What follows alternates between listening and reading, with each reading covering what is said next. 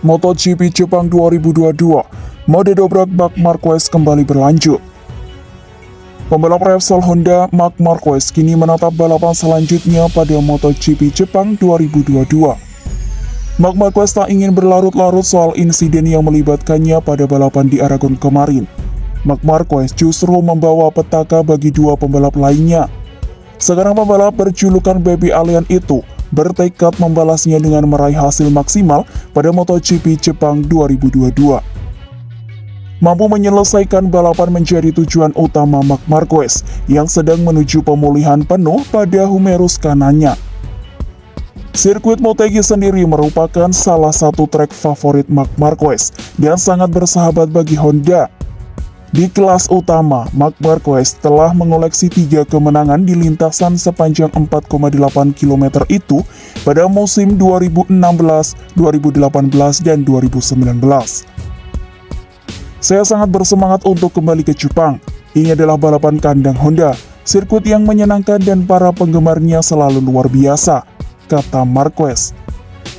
Di Motegi, Anda bisa mendapatkan semua jenis cuaca, jadi kami harus memperhatikan apa yang terjadi, ucap Marquez.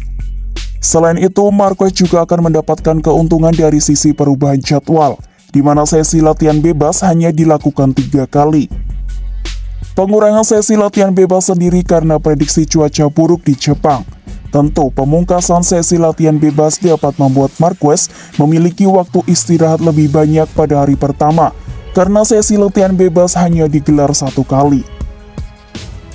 Hal itu juga sedikit mengurangi intensitas Marquez dalam berkendara yang setidaknya mampu mengistirahatkan lengannya yang belum pulih total.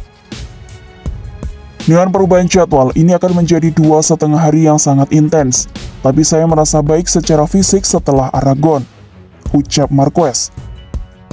Mari kita nikmati akhir pekan di Jepang dan terus bekerja untuk pemulihan penuh dan pengembangan motor saya, ujar Marquez.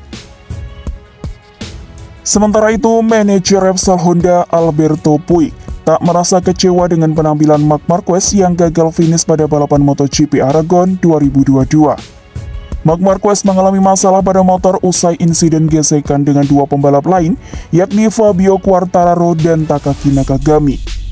Meski Marquez gagal meraih poin, Puig puas dengan penampilan yang ditunjukkan oleh pembalap asal Spanyol tersebut.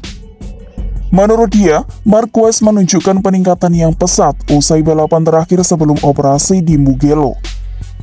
Itu adalah putaran yang fantastis. Perasaannya adalah dia baik-baik saja kembali ke motor untuk pertama kalinya sejak balapan Mugello, kata Puig. Poin terpenting adalah Marc kembali naik motor dan berkompetisi pada akhir pekan. Ini bagian dari proses pemulihannya.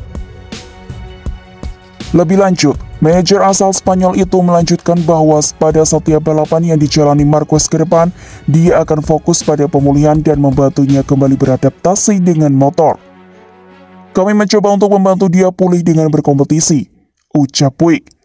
Ini adalah tujuan dalam beberapa balapan terakhir, yaitu untuk membantunya menjadi lebih kuat dan kembali ke bentuk aslinya, pungkas Alberto Puig.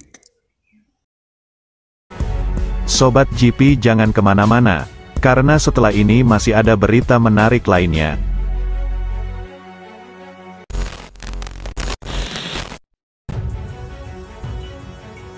Pembalap Ducati Lenovo Team, Francesco Bagnaia, gagal melanjutkan rentetan kemenangan beruntunnya.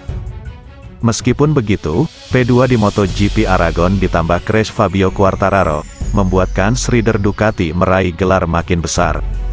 Memulai balapan Grand Prix Aragon dari pole position, Francesco Bagnaia difavoritkan membukukan kemenangan kelimanya secara berturut-turut. Tetapi pekerjaan rumah utamanya bukan itu. Bagi Pecco, sapaan akrab Bagnaia, yang paling penting adalah memastikan diri finish di depan pemimpin MotoGP 2022 Fabio Quartararo dan mencetak banyak poin. Hal tersebut berhasil dilakukan di Aragon. Bagnaia memulai race dengan sangat baik. Ia langsung memimpin dan terus menjaga posisinya di depan. Tetapi pada lap terakhir ia disalip pembalap Gresini Racing Enea Bastianini yang jadi pemenang.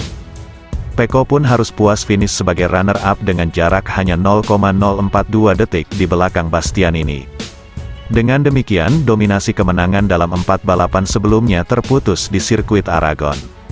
Namun 20 poin yang dicetak Bagnaia menempatkannya hanya tertinggal 10 poin di belakang Quartararo. Andalan Monster Energy Yamaha tersebut tak meraih angka akibat mengalami kecelakaan di lap pertama. Yang paling penting kali ini adalah tidak membuat kesalahan sebab insiden Quartararo memberi kami kesempatan untuk mengumpulkan banyak poin. Di lap terakhir dan krusial perlu berpikir untuk tetap tenang, kata Pecco Bagnaia. Ketika saya melihat Enea Bastianini begitu dekat, saya mengatakan berulang-ulang kepada diri sendiri bahwa saya tidak boleh melakukan kesalahan. Tambah sang rider. Lebih lanjut, faktanya, dalam Grand Prix Aragon Bastianini dan juga Bagnaia selangkah lebih maju jika dibandingkan para pembalap lain. Terbukti gap dengan Alex Espargaro, Aprilia Racing, yang finish P3 lebih dari 6 detik. Enea dan saya membuat perbedaan. Dari sudut pandang saya, di Ducati kami adalah 8 pembalap yang melaju lebih cepat setiap hari. Enea termotivasi dan kami saling dorong. Jika dia kencang saya juga bisa, ucap Pecco. Setelah berhasil kembali memangkas ketertinggalannya dari Quartararo di klasemen, Pecco Bagnaia mengakui kini saatnya mulai memikirkan kejuaraan, hal yang selama ini enggan dilakukannya. Sekarang kejuaraan dunia jauh lebih jelas.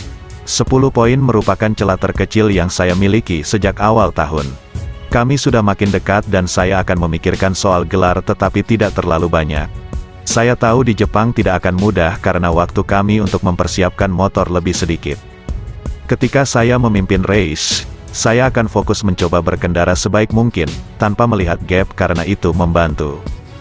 Bagnaia berpeluang merebut puncak klasemen pada akhir pekan Grand Prix Jepang bila mampu menang atau mendapat hasil lebih baik daripada El Diablo. Race di Motegi akan berlangsung 23 hingga tanggal 25 September mendatang. Namun Pecco tetap mesti waspada karena posisinya di peringkat kedua klasemen juga belum aman. Pasalnya Italiano hanya unggul 7 angka atas Alex Espargaro yang menempati posisi ketiga.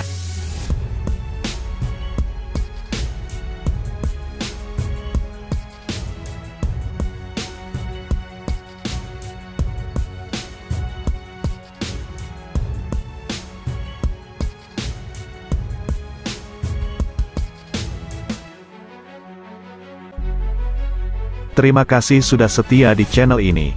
Nantikan ulasan-ulasan menarik lainnya dari channel FMGP. Jangan lupa tinggalkan subscribe-nya dan sampai jumpa.